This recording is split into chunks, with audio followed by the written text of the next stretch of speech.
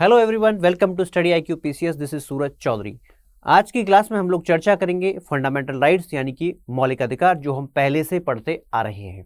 सबसे पहले इन क्लासों की अगर हम बात करें तो 2 बजे का हमारा ये सेशन है, जहां पर हम इंडियन पॉलिटी के सभी टॉपिक्स को कवर कर रहे हैं। शुरुआत से अगर बात करें तो प्रीएम्बल से हम लोगों ने स्टार्ट किया था, फिर अब तक हम लोग फंडामेंटल राइट्स पर पहुंच चुके हैं।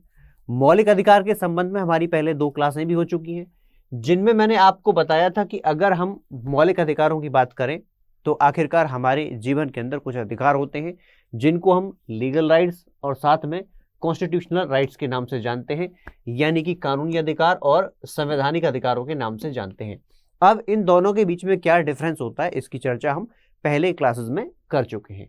इसके बाद मैंने आपको मैग्ना कार्टा ऑफ इंडिया इसके संदर्भ में बताया, यानी कि भाग 3 पार्ट 3 का परिचय आपको दिया था, जो कि आर्टिकल 12 से लेकर के 35 है।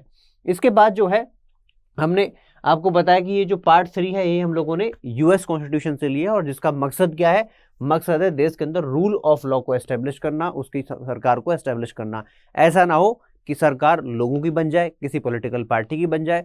उससे बेहतर है कि हम कानून की सरकार बनाएं। लोग आएंगे जाएंगे, पॉलिटिकल पार्टी आएंगी जाएंगी, लेकिन भारत का संविधान हमेशा बना रहेगा। इसीलिए हमको भाग 3 की आवश्यकता पड़ गई।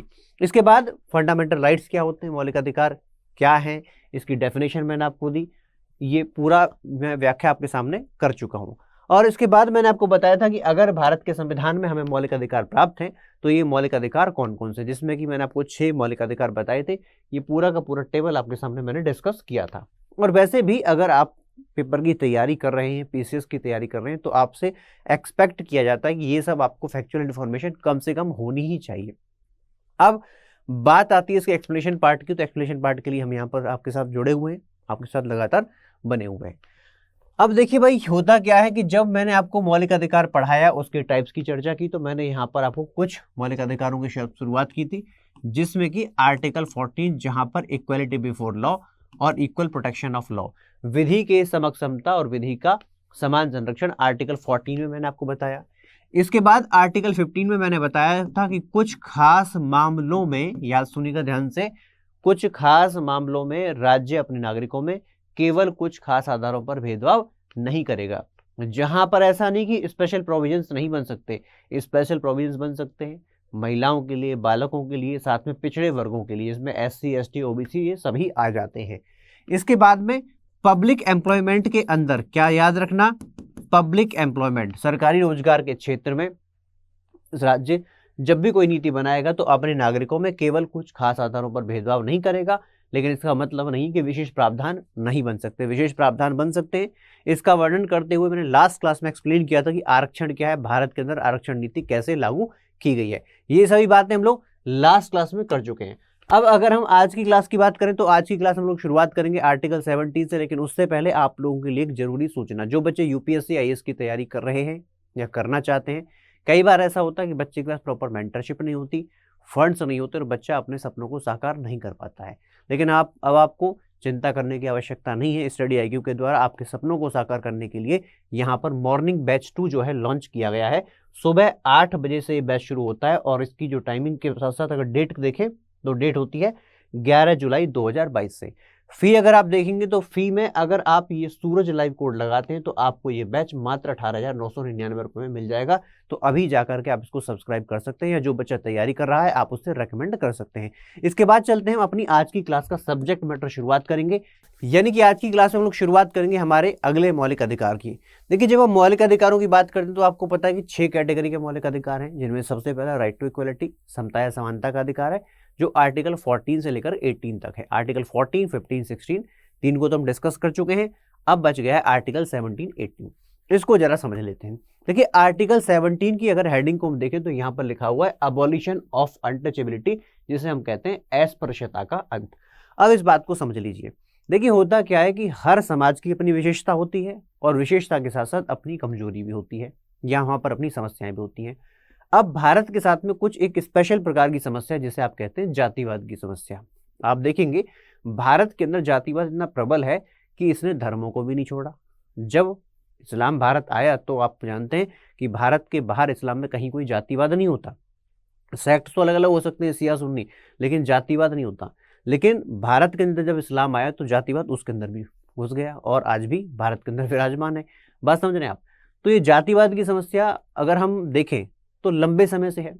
अब ये जो जातिवाद लेकर के आए थे, इसको अगर आप शुरू से देखें तो पहले भारत के अंदर वर्ण व्यवस्था बनाई गई थी, जहां पर ब्राह्मण, क्षत्रिय, वैश्य और शूद्र ये जो है 4 कैटेगरी बनाई गई थी, कर्म के आधार पर, काम के आधार पर। लेकिन आपको पता है जैसे ही कोई समस्या व्यवस्था बनती है उसके अंदर समस्याएं भी आती हैं, डिस्टॉर्शन भी होते हैं, साथ में उसका अपना अपना लोग समीक्षाएं भी करते हैं और साथ में अपनी अपनी व्याख्याएं भी करते हैं। तो यहाँ से इस बीमारी का जन्म हो गया जिसको आप कहते हैं जातिवाद। अब जातिवाद जो है पहले भी था, लेकिन बाद में इसको जन्म के आधार पर कर दिया, यानी कि अगर कोई बालक वैश्य घर में जन्म हो गया तो वो वैश्य ही रहेगा, चाहे उसका कर्म कुछ भी हो। तो ये समस्या यहाँ से बननी शुरू हो गई। अब इस समस्या से दूसरी समस्या निकली जिसको हम कहते हैं अनटचेबिलिटी, यानी कि अस्पृश्यता। अब ये अस्पृश्यता एक ऐसी बीमारी के तौर पर उभरी कि व्यक्ति के पास टैलेंट है या नहीं है उसे नहीं देखा जाएगा, बस उसके ऊपर कुछ ना कुछ डिसेबिलिटी उसके जन्म के आधार पर जो है वो इम्पोज करती जाएंगी, यानी कि डिसएबिलिटी उसके जन्म के आधार पर उस पर इम्पोज कर दी जाएंगी। तो ये चीजें भारत के अंदर नहीं। जैसे कि कैसी डिसेबिलिटी होती है, इसमें आता है कोई पब्लिक प्लेस है, जैसे कि कोई कुआं है, कोई बावड़ी है, कोई नल है, वहां पर व्यक्ति किसी खास जाति से इसलिए नहीं जा सकता। इसके बाद अगर हम बात करें तो शिक्षा प्राप्त करने का उसका अधिकार नहीं है, चिकित्सालय तक वो नहीं जा सकता, दुकान में नहीं जा सकता, खास रेस्टोरेंट के अंदर नहीं जा सकता। तो ऐसा कहने का मतलब क्या है, यहाँ पर इस प्रकार से कई प्रकार का जो है वो एक भेदभाव यानी कि डिसेबिलिटी लोगों के ऊपर देखने को मिला। किसके आधार पर? अस्पृश्यता के आधार पर।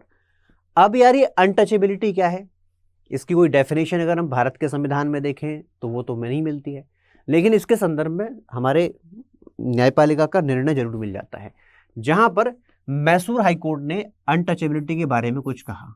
मैसूर हाईकोर्ट कहता है, देखिए जब आप अनटचेबिलिटी की बात करते हैं तो अनटचेबिलिटी का मतलब इसका लिटरल मीनिंग नहीं निकालेंगे, शाब्दिक अर्थ नहीं निकालेंगे, छूना ना छूना वो सब नहीं निकालेंगे। इसका मतलब क्या है? इसका मतलब है हिस्टोरिकल प्रैक्टिसेस।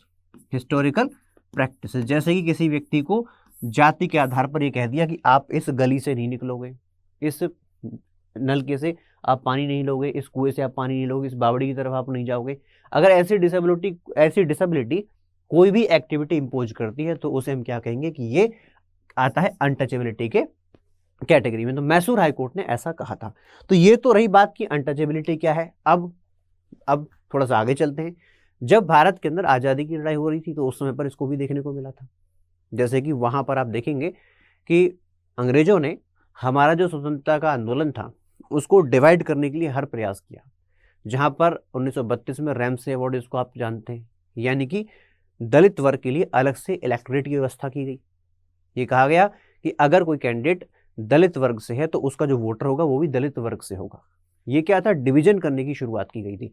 जैसे कि अगर हम देखें तो ऐसा ही डिवीजन पहले मुस्लिमों के लिए किया गया था, हुआ था नहीं हुआ था, लेकिन इसका गांधी जी ने विरोध किया और वो पूना पैक्ट के रूप में रिजल्ट में आया। यानी कि पूना पैक्ट, अंबेडकर और साथ में गांधी जी, इनके बीच में पैक्ट हुआ कि भाई इस प्रकार की व्यवस्था को हम कंटिन्यू नहीं होने देंगे। यहाँ से शुरुआत होती है रिजर्वेशन की।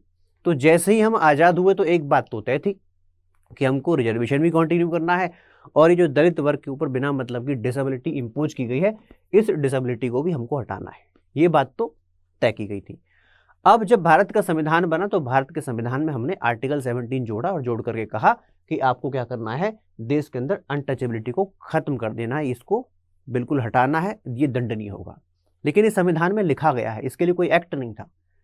अब अगर हम भारत के संविधान का आर्टिकल 35 उठाते हैं तो मौलिक अधिकार के संबंध में संसद को अधिकार है कि वो कानून बना सकती है। तो संसद ने आर्टिकल 17 और 35 इन दोनों को अगर आप सामंजस्य से देखेंगे तो आर्टिकल 17 को इंप्लीमेंट करवाने के लिए अधिनियम बनाना शुरू कर दिया, जिसमें से सबसे पहला जो अधिनियम आता है उसे जानते हैं अनटचेबिलिटी ऑफेंसेस एक्ट के नाम से, यानी कि अस्पृश्यता अपराध अधिनियम 1955 के नाम से, जहां पर पहली बार ये स्वीकार किया गया कि सबके पास समान अधिकार हैं, सब बराबर हैं। कानूनी तौर पर स्वीकार करने के साथ साथ यहाँ पर सबसे इंपॉर्टेंट क्या था कि अगर कोई ऐसा आचरण करता है जो अनटचेबिलिटी को बढ़ावा देता है तो उसको दंड दिया जाएगा। जैसे कि मैंने आपको बताया था कि अगर कोई शिक्षा के विद्यालय के अंदर किसी बच्चे को सिर्फ जातिवाद के आधार पर एडमिशन लेने से रोकता है, हॉस्पिटल में सेवाएं नहीं देता, दुकान के अंदर सामान नहीं देता, या फिर रेस्टोरेंट के अंदर एंट्री नहीं देता है। इसके साथ साथ कुछ और बातें, जैसे कि सबसे इंपॉर्टेंट उस जमाने में, जैसे आज के टाइम पर आप बात करेंगे तो पानी आपके घर तक पहुंच जाता है ना, नलके के द्वारा, टैप के द्वारा घर तक पहुंच जाता है। लेकिन उस जमाने में व्यवस्था नहीं थी, व्यक्ति को जल लेने के लिए कुएं के पास जाना पड़ता था। आपने सुना भी होगा ना कि प्यासे को कुएं के पास जाना पड़ता है, तो वो समय पर कुआं एक ही जगह रहता था। आज के टाइम पर प्यासे के पास पानी खुद आ जाता है, वो एक अलग बात है, ठीक है।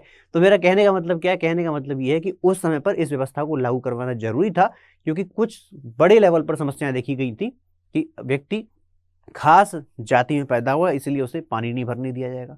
बहुत बड़ी बड़ी समस्याएं यहाँ पर देखने को मिली। तो इसीलिए उन सभी को अनटचेबिलिटी ऑफेंसेस एक्ट के अंतर्गत अगर कोई अनटचेबिलिटी का आचरण करता है, इस कंडक्ट को दंडनीय बनाया गया, दंड का प्रावधान किया गया। तो ये 1955 में प्रयास किया गया। लेकिन सिर्फ एक्ट बनाने से काम नहीं चलता, कई बार क्या होता है उसके अंदर लूप होल्स भी होते हैं, और कई बार ऐसा भी होता है कि हमको कुछ स्ट्रिंजेंट यानी कि कठोर प्रयास करने पड़ेंगे, कठोर दंड देना पड़ेगा, और साथ में इस डेफिनेशन को भी वाइड करना पड़ेगा। तो ये प्रयास 1976 में किया गया। 1955 में अधिनियम आता है और 1976 में इसके अंदर अमेंडमेंट होता है, और इसका नाम जो है बदलते हैं। नाम बदल करके 1976 में नाम बदल के आता है सिविल राइट्स प्रोटेक्शन एक्ट। 1976 में ये नाम बदला गया हमारे अनटचेबिलिटी ऑफेंसेस एक्ट का। अब इस बात को भी जरा आप ध्यान से सुनिएगा, यहां पर सिर्फ नाम नहीं बदला, नाम बदलने के साथ साथ इसके जो प्रोविजंस थे उनको स्ट्रिक्ट किया गया। प्रोविजंस को स्ट्रिक्ट किया गया, प्रोविजंस के स्ट्रिक्ट करने के साथ साथ इसकी जो डेफिनेशन थी, इसके अंदर जो कंडक्ट हम लोगों ने इंक्लूड करने थे उनको भी वाइड किया कर दिया गया, यानी कि उसको भी बढ़ा दिया गया। तो ये जो है यहां पर देखने को मिला, यानी कि सिविल राइट्स प्रोटेक्शन एक्ट 1955। तो मैं आपसे कह रहा था कि देखिए 1976 में इन प्रोविजंस को और स्ट्रिक्ट किया गया। अब स्ट्रिक्ट कैसे किया गया, जैसे यहां पर आचरण में कुछ नई परिभाषाओं को लेकर के आए। जैसे कि अगर मान लीजिए कोई छुआछूत का उपदेश करता है, उसको प्रीच करता है, उसको सही ठहराता है, और सही ठहराने के लिए लोग होते ना बड़े अच्छे अच्छे लॉजिक देते हैं। कुछ लोग इतिहास के आधार पर लॉजिक देंगे, कुछ लोग ऐसा इतिहास बनेंगे जो कभी था ही नहीं, इसके साथ साथ कुछ शास्त्र का आधार लेंगे। और कहने का मतलब है अगर किसी प्रकार से इसको न्यायोचित ठहराते हैं, उचित ठहराते हैं, तो उसके लिए भी दंड का प्रावधान यहाँ पर किया गया। तो ये रहा। अब इतने से भी काम नहीं चलता, लेकिन समय धीरे धीरे बदला, और बदलते बदलते हम लोगों ने क्या किया, नया act SC and ST prevention of atrocities act 1989 लेकर के आए। यहां पर इन प्रावधानों को और स्ट्रिक्ट किया गया। आज के टाइम पर इस एक्ट को आप क्या जानते हैं, इस एक्ट को आप एट्रोसिटीज एक्ट के नाम से जानते हैं। यहां पर अगर कोई छुआछूत का दोषी है तो इसके लिए वाइडर परिभाषा लेकर के आए। अब इसको लाने की आवश्यकता क्यों पड़ गई, पहले ये समझ लीजिए। देखिए होता क्या है कि ये सब कानून तो मौजूद थे, लेकिन इसके बावजूद भी दलित वर्ग के ऊपर कुछ समस्याएं थी। जैसे कि मान लीजिए कहीं चुनाव है, तो चुनाव के अंदर किसी खास वर्ग को, खास कैंडिडेट को वोट डालने के लिए मजबूर करना कि आप इस तरह वोट करोगे। दूसरा, उससे काम करवाना, काम करवाने के बदले उसे पैसा ना देना, बेकार करवाना, या फिर जाति के आधार पर उसकी बेइज्जती कर देना। ये सब यहाँ पर देखने को मिल रहा था।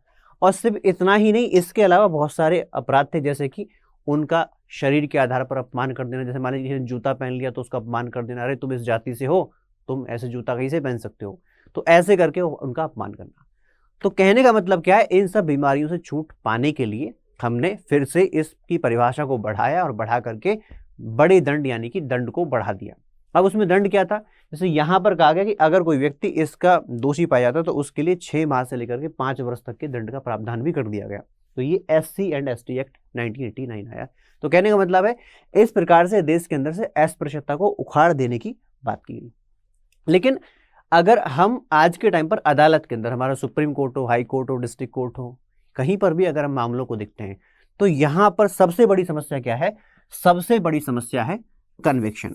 जैसे कि कोई मुकदमा जो है वो दर्ज तो हो जाएगा, दर्ज होने में दिक्कत नहीं है, अगर किसी व्यक्ति ने कोई अपराध ऐसा किया दर्ज तो मुकदमा हो जाएगा, लेकिन कन्विक्शन रेट जो है ना वो बहुत लो है। इसीलिए सुप्रीम कोर्ट ने जजमेंट भी दिया था 2019 में, और उसके बाद गवर्नमेंट ने उसके अंदर बदलाव भी किए थे। और फिर आपको पता है देश के अंदर हंगामा भी हुआ था। बाद में सरकार ने, ऐसा नहीं कि सरकार उसको वापस नहीं लेना चाहती थी या फिर इन प्रोविजंस को लीनियंट करना चाहती थी, ऐसा कोई सरकार की मंशा नहीं थी, बट होता है ना भारत के अंदर लोग राजनीतिकरण ज़्यादा करते हैं। तो ये हमारा आर्टिकल 17 हो गया। आई थिंक आपको क्लियर हो गया होगा। इसके बाद हम लोग नेक्स्ट आर्टिकल पर चढ़ते हैं, जो आपको अंतिम जो है समानता की बात करता है, जिसे आप कहते हैं अबॉलिशन ऑफ टाइटल्स, यानी कि देश के अंदर से उपाधियों का अंत। देखिए देश के अंदर अगर हम उपाधियों की बात करें, टाइटल्स की बात करें, तो टाइटल्स देना कहीं पर भी गलत तो नहीं है ना, यानी किसी को सम्मान करना गलत बात तो नहीं होती है। लेकिन गलत बात क्या है, गलत बात तब होती है जब ये टाइटल, जब ये उपाधि आप टैलेंट के आधार पर ना दे करके किसी खास मकसद को पूरा करने के लिए करें। जैसे कि अगर हम इंग्लिश सोसाइटी की बात करें तो इंग्लिश सोसाइटी के अंदर ये जो उपाधियां हैं ये शुरू से प्रचलित थी। जैसे वहां पर आपने सुना होगा, कभी पढ़ते हो तो आपने सुना होगा इन बातों के बारे में, ड्यूक की उपाधि दी जाती थी, है ना। ऐसे करके बैरन की उपाधि दी जाती थी।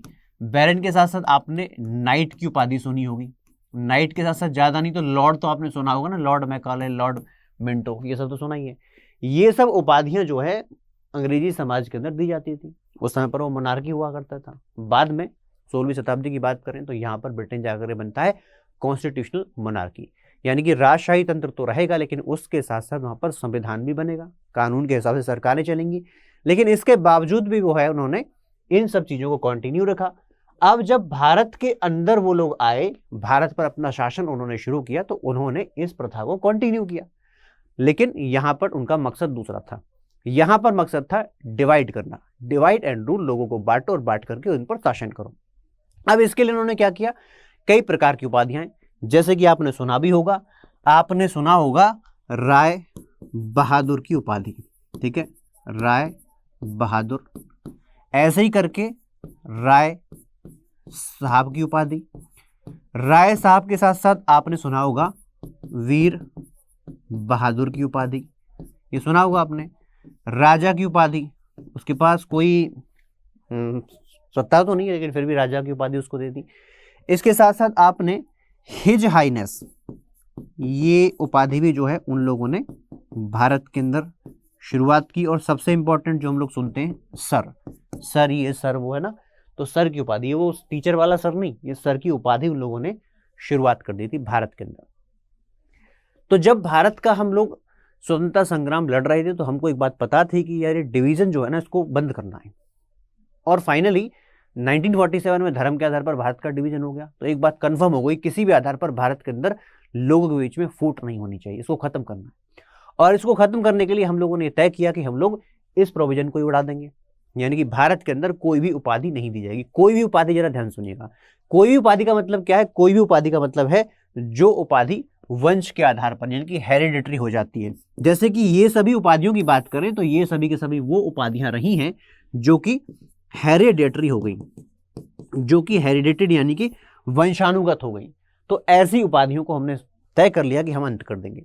और इसी के लिए आर्टिकल 18 भारत के संविधान में जोड़ा गया। अब आर्टिकल 18 का जो 1 है यानी कि पहला जो पार्ट है वो क्या कहता है कि राज्य जो है भारत के अंदर किसी व्यक्ति को किसी भी उपाधि से सम्मानित नहीं करे। किसी भी उपाधि का मतलब क्या है, यहाँ पर अपवाद भी दिया है, एक्सेप्शन भी दिया है। एक्सेप्शन में क्या दिया है, एक्सेप्शन में कहा है कि मिलिट्री और एकेडमिक यानी कि सैन्य और विद्या संबंधित जो हमारे पुरस्कार हैं वो तो दिए जा सकते हैं, मिलिट्री अवार्ड देंगे, एकेडमिक अवार्ड देंगे, वो तो हमको जारी रखने हैं, लेकिन इसके अलावा कोई भी ऐसा अवार्ड जो वंशानुगत है हम उसको कंटिन्यू नहीं करेंगे। अब इसकी क्या जरूरत है भाई, देखिए हमारे इस समाज के अंदर जब तक व्यक्ति को मोटिवेशन ना हो, जैसे मान लो आज आप पढ़ रहे हैं, आपके अंदर क्या मोटिवेशन है कि हम पीसीएस का पेपर देंगे, कल हम एसडीएम बन जाएंगे, फिर हम बढ़िया शादी करेंगे, ये करेंगे वो करेंगे, मोटिवेशन है तभी तो आप कर रहे हैं। अब आपको पता लगे इतना मैं कर लूँ कुछ मिलने वाला नहीं, तो क्या आप मोटिवेट होंगे, क्या आप उस काम को करेंगे? जवाब है नहीं। तो सेना के अंदर व्यक्ति जब अपनी पुरस्कार जब अपना बल दिखाता है, अपना बहादुरी दिखाता है, तो उसके लिए विभिन्न प्रकार के पुरस्कार उसको मिलते हैं। तो उसने कुछ काम किया तो उसके लिए उसको पुरस्कार करेंगे, ताकि पुरस्कार से सम्मानित करेंगे ताकि और लोग भी इनकरेज हो सकें, समाज के अंदर टैलेंट आगे बढ़ सके। तो इसलिए उन पुरस्कारों को रखना आवश्यक है। तो ये जो उपाधियां वंश के आधार पर नहीं है, ये उपाधियां टैलेंट के आधार पर हैं। तो इनके लिए कहा गया भाई मिलिट्री अवार्ड दो, एकेडमिक अवार्ड दो, लेकिन इसके अलावा कोई और अवार्ड जैसे कि हमारे हेरिडेटरी अवार्ड हैं वो सब नहीं देना है, ये बात तय की गई। अब इसके साथ साथ यहाँ पर कहा गया कि जो भारत के नागरिक हैं, भारत के नागरिक ऐसी कोई भी उपाधि दूसरे देशों की सरकार से नहीं लेंगे, लेना है तो राष्ट्रपति से परमिशन लेना पड़ेगा।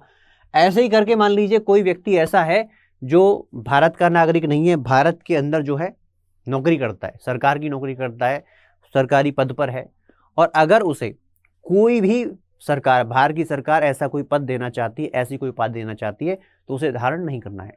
धारण करना है तो राष्ट्रपति की इजाजत लीजिए, इजाजत लेने के बाद वो धारण कर सकते हैं, ये भी प्रावधान रखा गया। अब इसके बाद जो यहाँ पर अगला प्रावधान है वो इंपॉर्टेंट है। वो क्या है, यहाँ पर कहा गया कि कोई भी व्यक्ति चाहे वो भारत का नागरिक है या भारत का नागरिक नहीं है, अगर भारत के अंदर office of profit, office of trust यानी कि सरकार की नौकरी करता है, तो उसे याद रखना कि अगर कोई भी उपाधि विदेश से दी जाती है, उपाधि के साथ साथ कोई भेंट यानी कि प्रेजेंट दिया जाता है, बोले जी हमारी तरफ से तोहफा कबूल करो, तोहफा दिया जाए, या फिर कोई एमोल्यूमेंट, कोई उपलब्धि दी जाए, कोई पद दूसरी सरकार के द्वारा दिया जाता है तो उसे धारण नहीं करना है। धारण करना है तो पहले राष्ट्रपति की इजाजत लेनी पड़ेगी। ये आर्टिकल 18 के अंदर कुछ प्रावधान बनाए गए ताकि ऐसे हेरिडेटरी टाइटल जो है वो कंटिन्यू भारत के अंदर ना हो सके।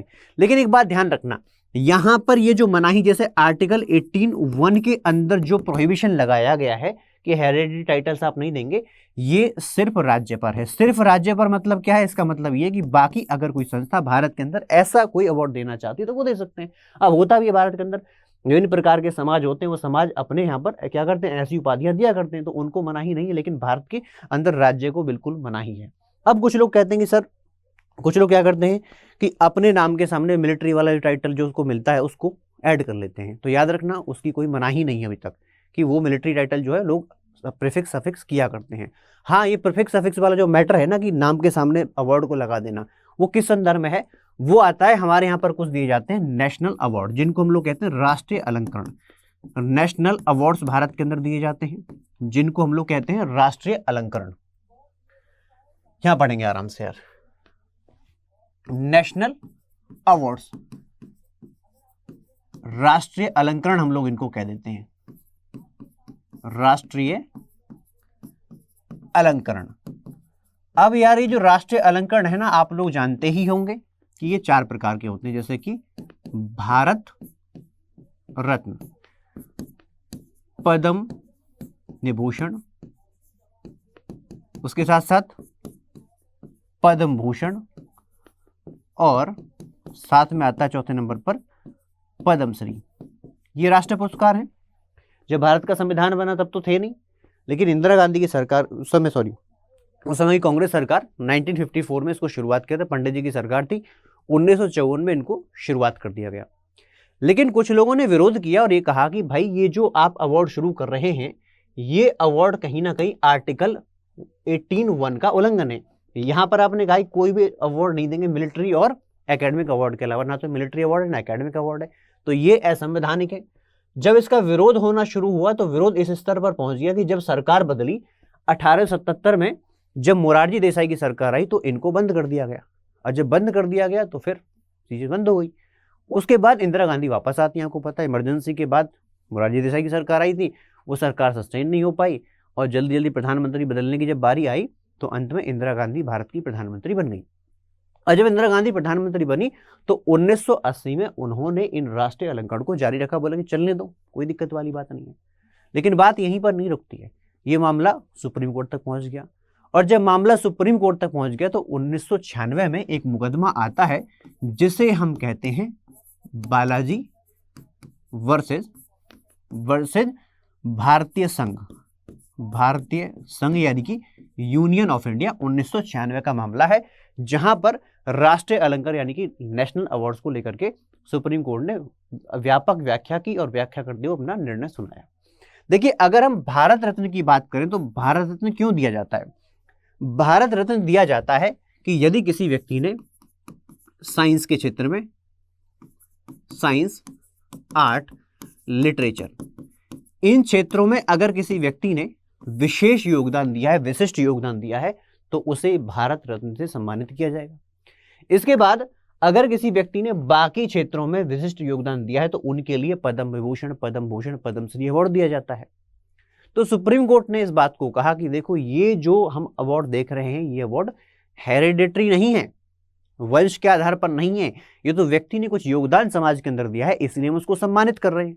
तो इनको सुप्रीम कोर्ट ने कहा कि भाई ये बिल्कुल वैलिड है, संवैधानिक तौर पर वैलिड है। लेकिन एक बात सुप्रीम कोर्ट ने कहा कि भाई आप नेशनल अवार्ड को अपने नाम के सामने प्रीफिक्स या सफिक्स नहीं कर सकते, यानी कि अपने नाम के सामने पहले नहीं लगाओगे, नाम के बाद में इसको नहीं लगाओगे, इसके लिए मनाही कर दी गई। ये मनाही तो की गई है, लेकिन इसके संबंध में अभी तक कोई कानून नहीं है कि मान लीजिए किसी व्यक्ति ने राष्ट्रीय अवार्ड का अपने सामने लिख दिया कि भारत रत्न श्रीमान ये, तो उसको और क्या दंड है, क्या प्रावधान है, ऐसा कोई भी कानून भारत के अंदर नहीं है। आर्टिकल 35 का इस्तेमाल करते हुए अभी तक ऐसा कोई कानून भारत की संसद ने नहीं बनाया, इस बात को आप ध्यान रखिएगा। तो ये इन राष्ट्रीय अवार्डों की बात आती है। अब जब भारत रत्न की बात हम कर ही रहे हैं तो थोड़ा सा और इसको देख लेते हैं। देखिए, ये जो कैटेगरी है, आर्ट है, साइंस है, लिटरेचर है, पहले इस कैटेगरी के अंदर अवार्ड दिए जाते थे, लेकिन 2011 में इस कैटेगरी को जो है थोड़ा सा बढ़ा दिया गया। कहा कि अगर मान लीजिए मानवीय उद्यम के क्षेत्र में कोई व्यक्ति अधिक प्रयास करके देश के अंदर कुछ खास योगदान देता है तो उसको भी भारत रत्न से सम्मानित करेंगे। कहने का मतलब ये जो लिस्ट है आर्ट साइंस लिटरेचर, इसको थोड़ा सा एक्सटेंड कर दिया गया। और जब ये मामला सुप्रीम कोर्ट के पास पहुंचा तो सुप्रीम कोर्ट ने कहा कि भाई देखो ये सिर्फ इलस्ट्रेटिव है, ये जो कैटेगरी दी गई है ना, ये सिर्फ ऐसा नहीं कि आई कंप्लीट लिस्ट हो गई है, ये तो सिर्फ इलस्ट्रेशन क्या उदाहरण के तौर पर है कि कला के क्षेत्र में, विज्ञान के क्षेत्र में, साहित्य के क्षेत्र में, इसके अलावा बहुत से क्षेत्र हैं जैसे खेल के क्षेत्र में। असल में मामला कौन सा, सचिन तेंदुलकर वाला मामला था, जब सचिन तेंदुलकर को भारत रत्न से सम्मानित किया गया। इसके साथ साथ मेजर ध्यानचंद को भी सम्मानित किया गया बाद में। तो कुछ लोगों ने कहा कि भाई ये जो बदलाव किया गया ना, ये सचिन तेंदुलकर को साथ में मेजर ध्यानचंद को सम्मानित करने के लिए किया गया है। अब गलत बात क्या है इसके अंदर, सही बात है, उन्होंने योगदान दिया है कला के क्षेत्र में। भाई अगर मान लो क्रिकेट है, स्पोर्ट्स है, तो कहाँ पर आता है, कला के ही क्षेत्र में तो आता है, तो इसमें कोई गलत बात नहीं है।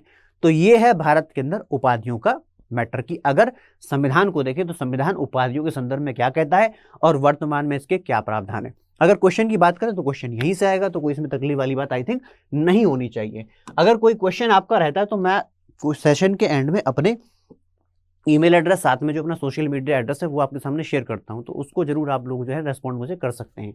इसके बाद चलते हैं अपने अगले अधिकार की तरफ। देखिए हम लोगों की बात करें तो हम लोग अब पढ़ रहे हैं मौलिक अधिकार, ये हम सभी जानते हैं, लेकिन इस मौलिक अधिकार की बात करें तो मौलिक अधिकारों की 6 कैटेगरी, जिसमें सबसे पहला है समानता का अधिकार, राइट टू इक्वलिटी। आर्टिकल 14, 15, 16, 17, 18 5 आर्टिकल में है हमारा राइट टू इक्वलिटी, वो हमने पढ़ लिया, खत्म हो गया।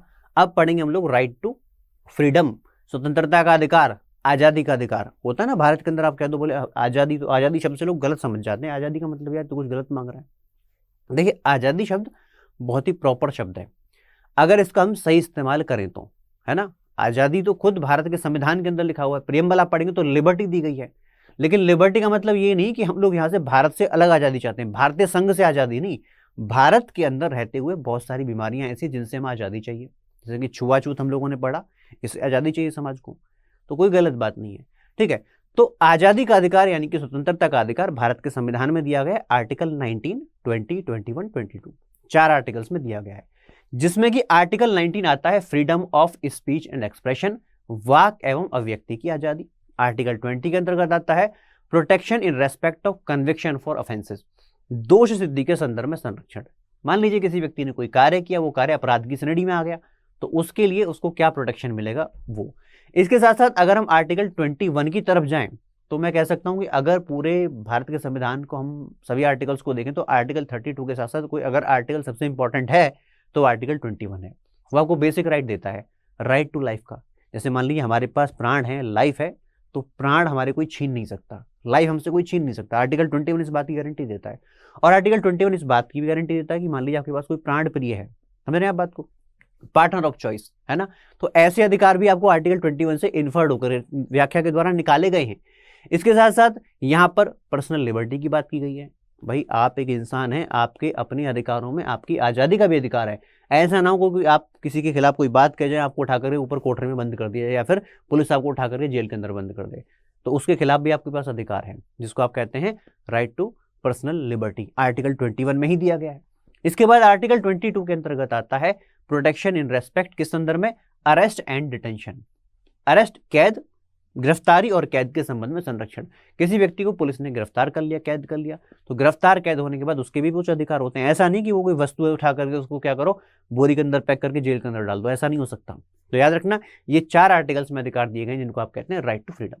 अब हमें पढ़ने तो सारे आर्टिकल 19 भी पढ़ना है, 20 भी पढ़ना है, 21 भी पढ़ना है, 22 भी पढ़ना है, लेकिन आर्टिकल 19 जो है वो थोड़ा सा वाइड है, थोड़ा सा बड़ा है, तो इसलिए मैंने आज की क्लास में उसको शुरुआत नहीं किया है, उसको मैं नेक्स्ट क्लास में पढ़ाऊंगा। अभी समय कम रहता है तो हम लोग आर्टिकल 20 पढ़ेंगे। ऐसा नहीं कि आर्टिकल 19 छूट जाएगा, याद रखना नेक्स्ट जो क्लास होगी उसमें आर्टिकल 19 ही पढ़ेंगे, बस थोड़ा समय कम है इसलिए मैंने आर्टिकल 19 को नेक्स्ट क्लास के लिए पोस्टपोन कर दिया है। अभी 20 की बात कर रहे हैं। आर्टिकल 20 ज़्यादा पढ़िए ध्यान से, क्या कहता है आर्टिकल 20 कहता है कि दोष सिद्धि के संदर्भ में संरक्षण। किसी व्यक्ति ने कोई कार्य कर दिया, अब सबसे पहली बात वो कार्य अपराध है या नहीं है ये भी तो तय करना पड़ेगा।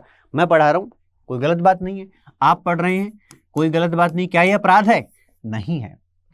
आप अपने घर में बैठे हैं, अपराध नहीं है, लेकिन आप चुपके से पड़ोसी घर में जाकर के बैठ गए, अपराध हो जाएगा। क्यों हो जाएगा? क्योंकि ऐसे कार्य के लिए कानून मना करता है, यानी कि वे कार्य जिनके लिए कानून मना करता है किसी ना किसी प्रकार से, उनको आप कह सकते हैं कि वो अपराध की श्रेणी में आ सकते हैं। जैसे मान लीजिए चोरी है, पैसा कमाना गलत बात नहीं है, पैसा हर किसी को कमाने का अधिकार है, लेकिन चोरी के आधार पर, डकैती के द्वारा या फिर किसी को किडनैप कर लिया, इसके द्वारा पैसा कमाना गलत है, गैर कानूनी है, क्योंकि कानून इसके लिए मना करता है। तो सबसे पहला प्रोटेक्शन तो आपको आर्टिकल 20 में यही मिलता है कि किसी व्यक्ति को तब तक आप आरोपी नहीं मानेंगे, तब तक अपराध की श्रेणी में आप उसे लेकर के नहीं जाएंगे जब तक उसने ऐसे कानून का उल्लंघन नहीं किया है जिसके अंदर किसी कार्य को मना किया गया है। अब थोड़ा सा इसको फॉर्मली देख लेते हैं। आर्टिकल 20 के अंदर 3 कॉरोलरी मिलेंगी। पहला आपसे मना करता है, क्या कहता है कि राज्य कभी भी एक्स पोस्ट फैक्टो लेजिस्लेशन को लागू नहीं करेगा। देखो, शब्दों को देख करके मत घबराया करो। कई बार होता है ना, आपके सामने कोई व्यक्ति खड़ा हुआ है, बड़ा सा नाम है, रविंद्र प्रताप सिंह नाम होता है ना, लेकिन छोटा सा व्यक्ति सामने खड़ा, रविंद्र प्रताप कहाँ है, फिर आपको ऐसे देखना पड़ता है, ये तो यहीं बैठा हुआ है, ये तो यहीं खड़ा हुआ है ना। तो कहने का मतलब क्या है कि जो इस प्रकार के जार्गन्स आते हैं, इस प्रकार का कोई नॉमेनक्लेचर आता है, तो उसको देखकर घबराने की जरूरत नहीं है, बस आपको समझ करके उसको ब्रेक कर देना है। जैसे यहाँ पर कहा गया no ex post facto law या लेजिस्लेशन, होता क्या है, इसका सीधा सा मतलब वही है जो मैंने यहाँ पर बताया है। जैसे मान लीजिए किसी व्यक्ति ने आज के टाइम पर कोई कार्य किया, उस कार्य को अपराध हम तभी मानेंगे जब आज के टाइम पर कानून कहता है कि ये अपराध है। उदाहरण के तौर पर किसी व्यक्ति ने आज के टाइम पर चोरी कर दी, तो चोरी एक अपराध है क्योंकि उसके लिए कानून है।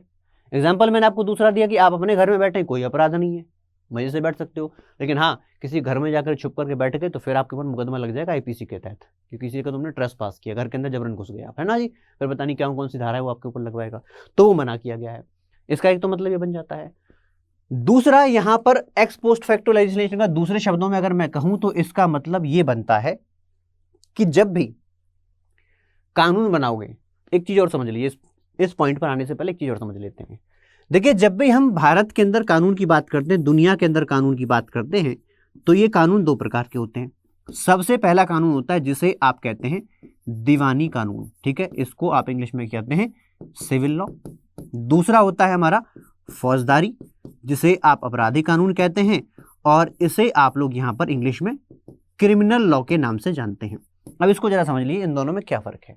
देखिए, शादी का मामला है, तलाक का मामला है, बच्चे की वारिसता का मामला है, उत्तराधिकार का मामला है, या 2 भाइयों में प्रॉपर्टी को लेकर के विवाद हो गया, प्यार से वो बैठ के सुलझ रहे हैं, बोले तुम ये वाला हिस्सा ले लो, मैं ये वाला हिस्सा ले लेता हूँ। विवाद होना कोई गलत बात नहीं है, होता है, समाज है, समाज के अंदर विवाद जरूर होगा। अगर विवाद प्यार से सुलझ रहा है तो उसको आप क्या कहेंगे, दीवानी मामला, है ना। शादी हो गई, नहीं बन रही, ठीक है, अलग हो जाओ, तलाक वाली बात है, चल जाएगी, दीवानी मामला बन गया। लेकिन अगर उसी के अंदर हिंसा हो जाए, पता चला पति ने पत्नी से कहा चाय बना दो, पत्नी ने उठा के भगवान के सर पे मार दिया, खून निकल आया, है ना, तो क्या हो गया यार, हिंसा हो गई यहाँ पर। तो अब उसके बदले में उसने भी रेस्पॉन्ड कर दिया, उसने डंडा उठाया, उन्होंने पिटाई कर दी उठा करके, तो ये क्या है, ये अपराध बन गया। तो ये किस में आ जाएगा, ये आ जाएगा क्रिमिनल लॉ के अंतर्गत, यानी कि इस अपराध को आप क्या कहेंगे, ये क्रिमिनल लॉ के अंतर्गत आ गया। तो 2 प्रकार के कानून होते हैं। अब 2 प्रकार के कानून जब लागू होते हैं, लागू कैसे होंगे, पहले इनको बनवाया जाएगा। मान लीजिए संसद ने कोई कानून बनाया दीवानी क्षेत्र में, यानी कि इनकम टैक्स का कानून बना दिया। अब जब इनकम टैक्स का सरकार कानून बनाती है, जैसे आज के टाइम पर स्लैब चल रही है, किसी व्यक्ति को टैक्स जमा करना है तो खास स्लैब होती है, भाई 2.5 लाख 3 लाख 5 लाख, इससे ज्यादा व्यक्ति कमाएगा तभी वो टैक्स देगा आज के टाइम पर। ये मान लीजिए आज ही की डेट, जैसे कि आज की अगर हम तारीख की बात करें तो आज हमारी है 8 जुलाई, तो 8 जुलाई के दिन सरकार ने कोई कानून बनाया कि भाई हम इनकम टैक्स की स्लैब जो है इसको रिवाइज कर रहे हैं। इनकम टैक्स की स्लैब हम जो है रिवाइज कर रहे हैं। कब से रिवाइज कर रहे हैं कि अब कोई व्यक्ति ऐसा होगा जो 5 लाख रुपए तक कमाता है, उसको हम टैक्स नहीं देने देंगे, सरकार ये ले आई, या 10 लाख रुपए, कोई भी सीमा सरकार ने तय कर दी। कब से लागू करवाना है इसको, आज से लागू है या फिर आने वाले समय से। दीवानी कानून है, इसको सरकार आज से भी लागू कर सकती है, आने वाले कल से भी लागू कर सकती है, और बीते हुए कल से भी लागू कर सकती है।